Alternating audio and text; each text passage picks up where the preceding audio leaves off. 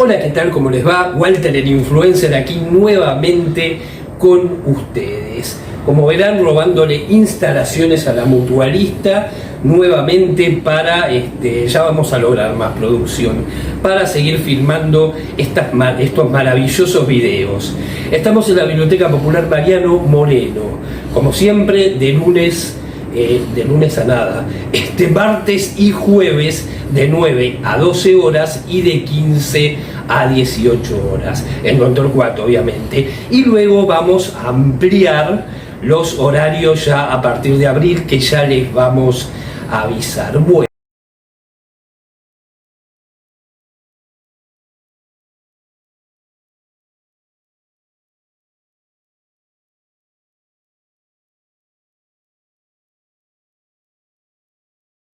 Bueno, ¿por qué estoy acá? Ustedes no me ven, pero estoy arriba, porque hay una escalera ahí majestuosa, no es como la de Susana o como la de Mirta, pero bueno, yo quiero, como los grandes divos y divas, bajar la escalera con Leoncio, que sería como mi jazmín, como el jazmín de Susana, nada más que como es de peluche, no se va a morir nunca. Así que bueno, vamos bajando, si las cámaras me siguen, como dijo alguien en Hollywood, vamos a ir bajando las escaleras. Espero no matarme, porque si no, bueno, James Dean, Marilyn, todos murieron jóvenes, ¿no? Así que puedo llegar a también quedar en la fama. Esperemos que no se me mate el camarógrafo tampoco. Vamos a ver, vamos a bajar. Miren qué escalera súper glamorosa, algún día me la van a alfombrar. Hay que, por eso vengan a la biblioteca, háganse socios, así juntamos mucho dinero y podemos alfombrar la escalera. Vamos bajando y les voy contando que hoy es uno de esos capítulos especiales en los cuales tenemos nuevamente invitados. El primero fue Antonio Piñeiro. Hoy tenemos de invitada a Perla Tirabasso. ¿Quién es Perla Tirabasso? Ella es facilitadora en constelaciones familiares, así que hoy vamos a hablar de eso, de constelaciones familiares. Perla ha realizado su taller de constelaciones familiares en nuestra biblioteca durante 2 años, aproximadamente, ahora vamos a recordar, y bueno, después por causas obvias, ¿no?, de la pandemia se ha cortado el taller, y ahora este año retorna nuevamente. Así que hoy vamos a hablar un poco de eso, a ver qué son las constelaciones familiares. Así que bueno, vamos ahora a mi gran living, que es la sala de lectura, no es más que eso. Vamos al gran living y hacerle la nota a Perla. Si las cámaras me siguen, vamos a pasar por aquí. Y entramos, vos portate bien, Leoncio, vamos. Bueno, y ya estamos en la sala de lectura con Perla Tirabasso, como les conté antes de cuando bajé la escalera. Bienvenida, Perla. Gracias, Walter, buen día. Gracias. Y bueno, vamos a ver qué son las constelaciones familiares. Vamos primero a partir de la base, ¿no? Que Perla nos cuente un poco, porque bueno, eso un poco sucedía también cuando difundíamos, en mi caso la he vuelto loca, Perla, preguntándole, porque bueno, la gente nos preguntaba y a mí me resultaba complejo de explicarlo. Por eso que Perla nos cuente ahora, contanos un poco qué son las constelaciones familiares. Bueno, las constelaciones familiares son una herramienta, yo digo a veces un instrumento, porque una herramienta uno tiene que hacer fuerza y un instrumento uno sopla o toca y sale la música. Es complementario de otras terapias. Esto no es una terapia. Es un complemento para, digamos, para sanar en general temas familiares, personales, laborales, de estudio, porque en general todo lo que se manifiesta, digamos, en la vida diaria está vinculado a la historia familiar.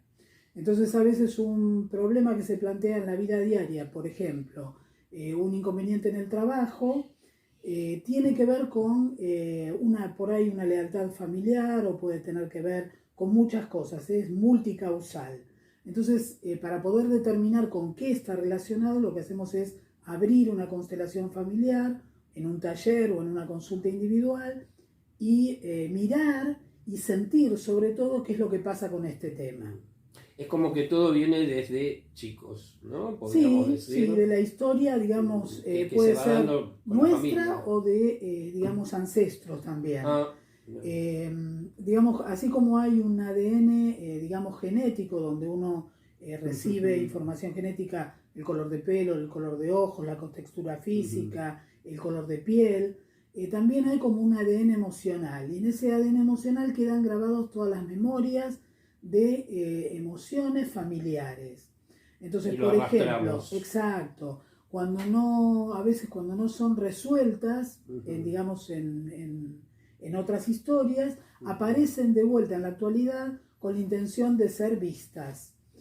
O por ejemplo, cuando alguien es excluido, que es uno de los órdenes del amor, o sea, las constelaciones nacen, o se desarrollan, mejor dicho, las desarrolla Bert Hellinger, que es un alemán que murió en el 2019,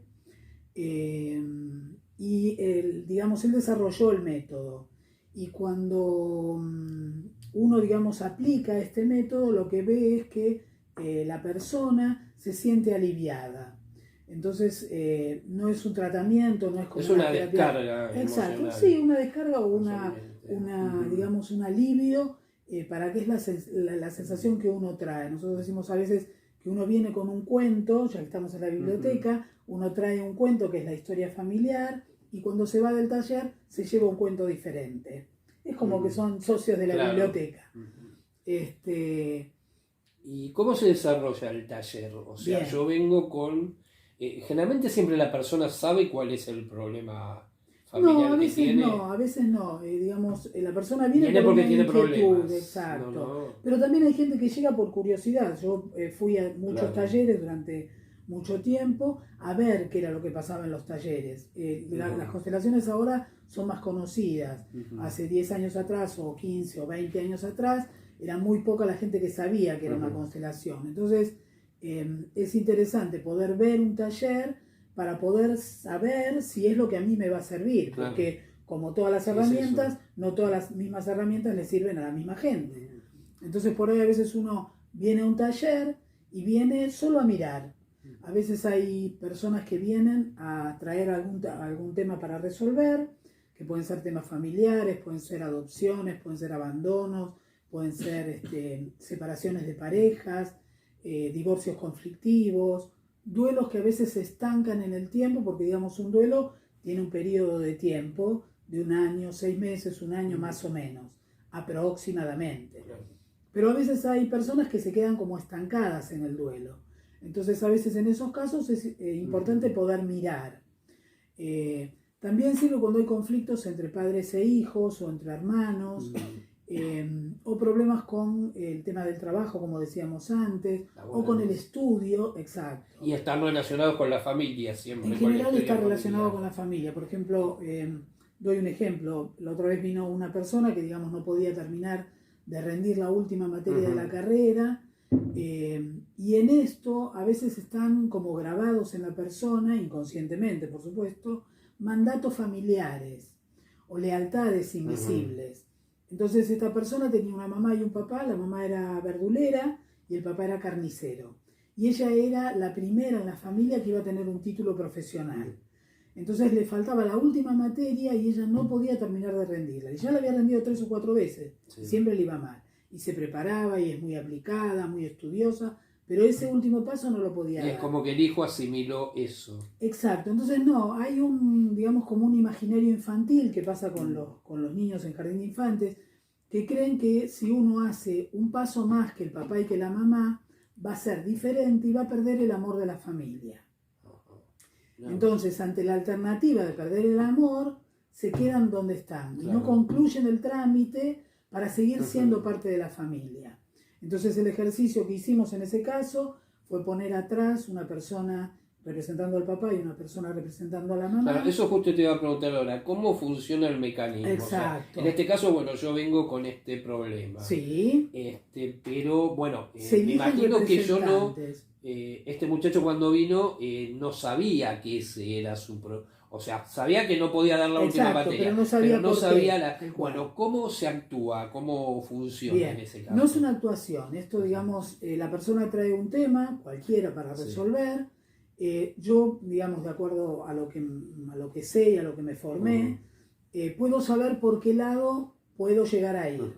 pero yo corroboro lo que yo creo, porque yo no hago juicios, Claro. ni intervengo en la constelación, solo acompaño. Entonces le voy preguntando al consultante si esto que yo digo tiene algo que ver o no. Entonces yo voy probando hipótesis.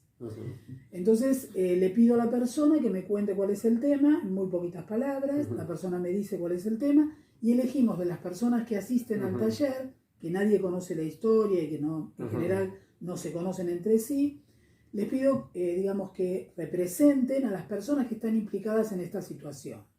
Entonces, por ejemplo, Vos en ese momento ya percibiste que podía ser por ahí, el tema no. Claro, digamos, cuando Pero... ella me va contando y yo le voy haciendo una pequeña entrevista, que no necesito mucho dato. Y te comenta también lo de la madre, que no había... No, ella, claro. yo voy preguntando y ella me va diciendo lo que ella La historia cree. familiar. La historia familiar, exacto. Porque hacemos todo parte de como ahí, una claro. entrevista. Entonces ella me comenta digamos, la situación de su mamá y la situación de su papá, que eran los dos personas adultas sin terminar la formación primaria. Entonces, bueno, yo creo que va por un cierto lado, pero lo corroboro con ella y voy chequeando que esta información que a mí me llega de alguna manera tenga que ver con este tema. Entonces elegimos representantes de las personas que están implicadas en esto. Entonces yo le pido que elija a alguien para ella, alguien para su mamá y alguien para su papá. De las personas que están acá en el taller. Hellinger descubrió que la persona que uno elige para representante, cuando se ubica en el lugar del representante, tiene acceso como a esta información, a este ADN emocional, que es esta información inconsciente que está disponible, y entonces la persona se conecta con esa información, que es lo que sorprende, porque es uno como puede creer... inconscientemente, vamos a suponer que me ofrecí yo o me eligió a mí, la persona... es como que me transmite de alguna manera. Sí, de alguna lo que manera está vos tenés la información de esto y vos, por ejemplo, me decís, me encantaría haber estudiado. Y cuando yo le pregunto a la persona, me dice, sí, mi papá no tiene estudios y le hubiera gustado terminar sus estudios, pero nunca lo pudo hacer. Claro. Perdió a su papá de chico, tuvo que salir a trabajar muy pronto. Le preguntamos al representante de la mamá qué siente en el momento, porque son sensaciones. Nosotros no vamos con pensamientos, sino con sensaciones en el cuerpo. Entonces la persona dice que está muy rígida, se ubica lejos de la hija. Entonces, bueno, vamos mirando toda la situación y vamos describiendo. No vamos interpretando, sino que vamos describiendo la situación. Yo le pido a la consultante que me describa lo que ve y ella me dice que, bueno, que ve que el papá y la mamá lo miran, los dos la miran a ella con mucho amor. Y cuando ella se da vuelta y quiere hacer un paso, no lo puede hacer. Entonces yo les pido a los representantes de los papás que se acerquen y que le digan, por ejemplo, que repitan alguna serie de frases y que le digan, está todo bien si vos sos o haces algo más que lo que hicimos nosotros. Para nosotros sería un orgullo que te recibas. Entonces, después de esta frase, ella siente un alivio y cuando yo le pido que dé un paso o dos para adelante, que sería como la simbolización de ese paso que ella tiene que dar, ella lo puede dar. Ahora, estas personas que participan, ¿no? Vamos a suponer aquí están los representantes, sí. ¿No? ¿Ellos pueden actuar libremente? No. Yo solo les pregunto lo que sienten en el cuerpo, porque si yo los dejo hablar, a veces, como yo le hago una pequeña entrevista, el representante se puede llevar por la historia que estamos contando. Y acá lo importante o puede volcar incluso el representante su propia historia y sería un problema. Exacto. Entonces yo trato de separar lo que es personal. Y también en esto hay algo interesante, que es que cuando la persona elige a los representantes, Hellinger decía que nos están haciendo un regalo. Vamos a ponerle que estamos en un taller, a vos te eligieron para el papá de la consultante. Algo de lo que pasa en esta representación tiene también que ver con vos. Vamos a poner que hay 20 personas asistentes al taller, y yo digamos, la consultante te elige a vos. No es casual que te elija a vos. No. Algo de esa elección tiene que ver con vos también. Por ahí algo le transmití yo. Exacto. Cuando terminamos la constelación, si yo le pregunto a la persona si se lleva algo al representante, por ahí me dice, sí, esto tenía que ver conmigo porque yo también tengo una carrera sin terminar, o mis padres tampoco tuvieron estudios, o digamos, siempre hay alguna conexión. Entonces, Hellinger decía que cuando me eligen de representante, me están haciendo un regalo. Igual ahí tenés un tema delicado para manejar al representante. Exacto, ¿no? claro. A mí, bueno, otro nivel, me recuerdo una vez en un taller literario, bueno, que se escribía libremente y cada uno leía sus cuentos, y en un momento, bueno, una persona leyó un cuento donde otro opinó y dijo, para mí que vos por lo que estás diciendo hoy tenés tendencias suicidas. Claro, acá no que hay... nada que ver, Exacto. O sea, se corre ese riesgo. Sí, sí, ¿no? acá no hay interpretaciones, por eso nosotros nos basamos en la imagen que se arma con estos, digamos, con estos representantes. El consultante, para ubicarlos de alguna manera, los toma de los hombros y los ubica en el espacio, digamos, en el que vamos a trabajar, y los ubica de una cierta manera. Solo formar esta imagen, o sea, es como poner afuera una imagen interna que yo traigo. Entonces yo digo, bueno, mis papás están alejados. Y cuando yo le pregunto, ¿están alejados en la imagen solamente o están separados en la vida real? No, están separados en la vida real. O sea que esta imagen que la persona pone en marcha tiene que ver con la realidad. Y a veces son imágenes inconscientes, o a veces por ahí, no sé, los pone juntos, y entonces yo pregunto, ¿y ellos siguen juntos? No, ellos están separados, pero su imagen interna tiene a su papá y a su mamá todavía juntos en esa situación. Entonces uno, al volcar esto y al poder escuchar el comentario del representante, se da cuenta que hay mucha más información de lo que uno cree. Claro.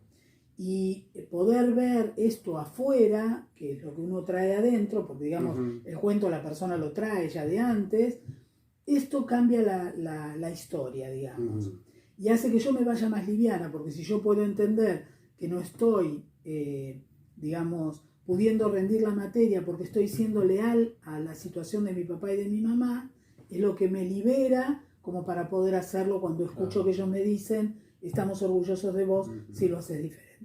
¿Y qué pasa cuando, porque vi que también decís talleres grupales e individuales? Claro. Cuando es individual, o en el caso de que, por ejemplo, yo soy una persona que, bueno, sé que tengo un problema, vengo para eso, pero no tengo ganas de que haya otra gente Buena que me escuche, pregunta, ¿no? exacto. ¿Qué pasa en ese Hay caso? dos situaciones, digamos, una es en el taller, si hay alguien que viene a tratar algún tema que por algún motivo no lo quiere abrir al espacio, pero sí le gustaría, digamos, ver la representación o la configuración, se puede trabajar de incógnito. Entonces, ¿cómo es? Yo a veces, digamos, hablo con la persona antes del taller, me dice, bueno, mira, yo tengo un problema, no sé, por ejemplo, de una violación, que en general son los temas que la gente no quiere abrir o que les da vergüenza, o, digamos, bueno, no es un tema que digamos, sea fácil abrir. Entonces yo hablo con la persona y cuando llegamos al taller, la persona y yo solamente sabemos cuál es el tema. Vamos a elegir los representantes, yo le voy a dar un papelito a cada representante con a quién representa, y los representantes no lo van a ver, no van a saber a quién representa, pero vamos a mirar la configuración con el consultante y vamos a trabajar de la misma manera. Nada más que no vamos a decir a quién representa cada uno o cuál es la situación que estamos observando. Entonces es mucho más fidedigno porque, digamos, los representantes no se pueden llevar por ningún cuento porque no saben cuál es la historia, y al consultante le sirve un montón. Otra de las formas es cuando la persona por ahí es muy tímida, muy retraída, o por ahí no accede a un taller grupal. Entonces hacemos una consulta individual. En el taller se trabaja con personas, que son los asistentes. Y en la consulta individual trabajamos con elementos. Entonces vos me decís, bueno, quiero trabajar un tema, que no lo quiero abrir en un espacio con otra persona. Y yo te digo, bueno, vamos a trabajar en una consulta individual. Entonces yo te pido que prepares elementos de tu casa que tengas. Pueden ser frascos, pueden ser tazas, pueden ser almohadones, sillas, papeles. Entonces, bueno, vos me contás cuál es el tema, trabajamos en la consulta y en vez de ubicar personas, ubicamos los elementos. De acuerdo a la configuración que vos hacés, es como si pusiéramos en vez de personas estos frascos o estas tazas, armamos una configuración. También, digamos, hay tiempo, porque la consulta, digamos, individual dura 2 horas. Hablamos de la historia familiar, hacemos una línea de vida, hacemos ejercicios, digamos, vamos pasando por distintos temas, pero esencialmente trabajamos con el tema que vos traes para resolver. Entonces, al final de la consulta, yo pregunto, digamos, si te llevas algo, qué es lo que, digamos, que te llevas, qué comprensión tuviste, y en esta consulta también no hay juicios, no hay interpretaciones, yo solo escucho lo que vos me decís y tratamos de ver, digamos, de cuál sería la mejor forma de, digamos, de poder llevar esta situación adelante. Bien. Una de las cosas que me han preguntado, está bueno que aclares la diferencia, cuando yo más o menos intentaba explicar, como vos me lo decías, me decían, es como una terapia de grupo. No tiene nada que ver con una terapia, y te digo por qué. En una terapia el terapeuta te dice, bueno, usted viene todas las semanas, cada 15 días, la consulta dura 45 minutos, el terapeuta te va llevando. En esto yo solo lo que hago es acompañar. Yo soy de formación, soy docente de maestra jardinera, después hice la formación de constelaciones familiares y bueno, en medio de la pandemia me recibí de psicóloga social. Entonces, cuando uno hace el trabajo de constelaciones, yo también trabajo, porque digamos, yo tengo también temas familiares para resolver, y muchas veces, Hellinger decía también que cuando llega alguien a la consulta, llega también porque, digamos, vienen a mi consulta, pero porque vienen a traerme también algo para mí. Entonces, uno a veces elige el facilitador con el que va a trabajar, y no es casualidad que llegue la gente que llegue a mí, y que le llegue la gente que le llega a otro facilitador, porque siempre en esos temas que trabajamos, siempre hay algo para mí también. Entonces... ¿No salís a veces con una carga emocional como el psicólogo fuerte? No, intento, digamos, porque la idea es dejar acá lo que quedó acá, digamos. Si trabajamos en este espacio, uno hace ejercicios también para que la gente, los representantes sobre todo, que no se lleven nada que no pertenece, que no les pertenece. Entonces, que cada uno se lleve la comprensión propia, pero que no cargue con la historia de otro. Y la terapia también es diferente porque, digamos, acá en Constelaciones, uno viene al taller. Va a parecer pedante, pero Hellinger, que es el alemán que desarrolló las constelaciones, decía que una sesión de constelaciones familiares equivale a 100 horas de terapia. Yo, digamos, llevo 10 años, cumplí justo ahora 10 años de hacer talleres y de consultas, y digamos, durante estos 10 años vi los avances y veo los cambios de la gente y me sigo sorprendiendo, porque a veces son situaciones que uno ni se imagina, porque digamos uno va acompañando al consultante, pero uno no sabe dónde termina. Y es sorprendente ver el resultado después de un tiempo. Esta chica que comentaba antes de que no podía rendir la materia, me pasó que yo la vi en la biblioteca de Garín, ahí hicimos el taller. Y ella había venido con su mamá, la mamá 85 años, digo, qué bárbaro, le digo, ¿cómo te llamás? María, me contó, y me dice, sí, yo vengo a ver porque ella me dijo que esto era algo raro. Entonces vengo a investigar. Entonces, bueno, me encanta que, digo, 85 años, que tenga la cabeza abierta y el corazón abierto a esto. Y bueno, trabajamos, hicimos estos ejercicios y bueno, esta constelación. Y pasó mucho tiempo, yo no la volví a ver. En general, no hago seguimientos de lo que pasa. La información me llega porque la gente, digamos, de alguna manera, en agradecimiento al trabajo que hicimos, me llama o me comenta. Y cuando pasaron, qué sé yo, un año más o menos, voy a un taller a Pilar y entonces entran dos caras que yo veía conocidas, pero no me acordaba bien de dónde, porque aparte yo soy como, digo, Hellinger iba por todo el mundo y yo voy por los 100 barrios porteños. Y me la encontré en otro espacio. Entonces dije, yo a ustedes las conozco, ¿sí? Dice, nosotros fuimos al taller de Garín. Entonces cuando yo hago una ronda, porque le pido a cada uno que me cuente cómo llegaron al lugar y todo, me dicen, ¿podemos compartir algo? Sí, claro. Entonces saca de una bolsa un diploma. Y entonces dice, vinimos a traerte, me emociona, el diploma de recibida. No. Había rendido la materia y se había recibido finalmente. No. Así que para mí me emociona. Sí, no, obvio. Súper, porque digamos uno ve que este acompañamiento que uno hace le sirve a otro. Claro. Fuiste como dice la palabra, que eso era lo que me llamaba la atención, facilitadora. Facilitadora, por eso ese es el término exacto, sí, porque uno facilita No es, viste, a veces hay gente que dice la que coordina, Claro, coordinadora, tallerito. No, porque el coordinador coordina. Yo Claro. en esto, digamos, lo que hago es acompañar. Bueno, te iba a preguntar quién era Bert Hellinger, pero ya Sí, lo es desarrollaste durante sí, lo toda la interesante charla. fue ¿En que qué época fue que él descubre esto? él, bueno, murió teniendo 93 años, 94 años más o menos. Murió el 19 del 9 del 19. Él tuvo toda la vida, digamos, estuvo trabajando como maestro, trabajó como terapeuta de familia, trabajó como sacerdote también, porque fue sacerdote. Y él empezó a ver en esto de las tribus que ellos se manejaban diferente a nosotros. Nosotros, cuando hay alguien en una sociedad que comete una falta, lo que hacemos es lo sacamos y lo ponemos en la cárcel. Él lo que decía es que cuando en una tribu alguien cometía una falta, lo que hacían era sentarse en una ronda, por eso seguimos manteniendo el tema de la ronda cuando nos encontramos, y lo ponían en el medio y entre todos se fijaban qué había pasado con los otros para que éste cometiera esta falta.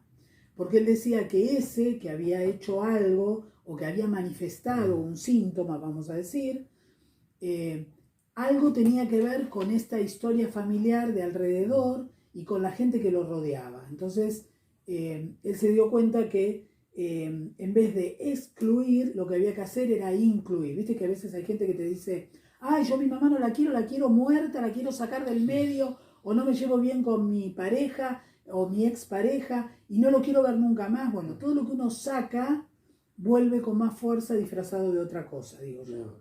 Entonces, por ejemplo, si yo digo, no le doy lugar a una primer pareja y no le reconozco todo lo bueno que tuvo, porque uno en todas las personas que a uno se le cruzan hay cosas buenas y hay cosas malas. Y en esto hay mucho de reconocimiento. El reconocimiento es una parte importante de las constelaciones. ¿Por qué? Porque si yo no puedo reconocerle a esa persona que estuvo antes un buen lugar, no hay lugar para la que sigue. Claro. Entonces, digamos, trabajó durante muchísimos años y, digamos, lo que él se dio cuenta, digamos, el otro día también me llamaba una persona y me comentaba que ella ya había trabajado varias veces con el tema de su mamá y que no podía terminar de resolverlo. Le digo, mira, si te sirve de consuelo, Hellinger trabajó hasta poco antes de morirse con el tema de su propia mamá. O sea que no son cosas que uno empiece y pueda terminar. Es como una capa de una cebolla, ¿viste? Que uno va sacando y una vez trabaja con una cosa, otra vez trabaja con otra. Pero la diferencia con una terapia, que no te lo dije, es que uno viene las veces que necesite. No hace falta que vos vengas todos los meses o que yo te diga tenés que venir. Vos elegís cuándo venir y cuándo no. Y entre una constelación y otra, que esto también es interesante, hay un periodo que se sugiere no volver a trabajar. ¿Por qué? Porque uno está trabajando con temas del alma de uno. Entonces, si yo hoy constelo y mañana voy a otro taller y vuelvo a constelar y pasado voy, o la semana que viene voy a otro taller y constelo, es como tapar un trabajo con otro. Y esto lleva un tiempo, a pesar de que son tiempos cortos, comparado por ahí a veces con las terapias, sirve el hecho de dar un tiempo para que esto como que vuelva a reacomodarse. Por ejemplo, en el caso de una familia que los papás se separan, imagínate una ronda, donde está un papá, una mamá y dos hijos. El papá se va. Los papás se separan o la mamá, ¿no? Cualquiera de los dos. Y queda un lugar vacío. En general lo que uno tiende a hacer es agarrar la mano del que quedó suelto, dejar que el otro se vaya. A veces algunos se resisten y lo tironean para que se quede, pero el otro ya decidió irse. Entonces, estos tres que quedan se agarran de la mano otra vez y cierran la ronda de vuelta. Ahí están tomando lugares diferentes. La mamá a veces dice, yo no soy solo la mamá, ahora soy la mamá y el papá. A veces ella hace de mamá, pero un hermano mayor toma el lugar del papá y la mamá decide con ese hijo que quedó todas las situaciones que hubiera decidido con el papá. Y esto al hijo le trae una consecuencia, que es un desorden, porque el hijo está ocupando un lugar que no le corresponde. Entonces, en estas dinámicas, digamos, si hay una separación, cada uno tiene que tomar de vuelta su lugar. Y Hellinger lo que decía es que a pesar de que la persona se haya ido, por ejemplo en el caso de un papá o una mamá, es importante respetarle ese lugar y que siga perteneciendo a la familia. Entonces, si se va la mamá o el papá, él decía que los hijos tienen que quedarse con aquel que tenga la fortaleza para poder respetar el lugar del otro. Porque si yo el otro se va y yo me quedo y le hablo mal a mis hijos del papá que se fue, no sirve, Sí, no aporta y les creo un conflicto a los chicos también. Y los chicos necesitan sí o sí de la fuerza del papá y de la fuerza de la mamá. Claro, de ambos. Exacto. Bueno, para cerrar, ¿qué días arrancás con los talleres? ¿Los miércoles? Íbamos a ver si podíamos los miércoles a la tarde, de 18 a 20, digamos el horario que cierra la biblioteca. El taller dura 2 horas, hay que inscribirse antes, los pagos también se hacen anticipados para que, digamos, podamos saber cuánta gente es la que viene. Y no mucho más que eso, es esto. Bueno, y nosotros en las redes vamos, junto con este video, a pasar el teléfono como para que puedan conectarse previamente y no llegar de improviso, ¿no? Al taller. Así que Perla, muchas gracias. No, gracias a vos, un gusto para mí siempre. Un poco más el tema y hasta aquí hemos llegado, será hasta la próxima.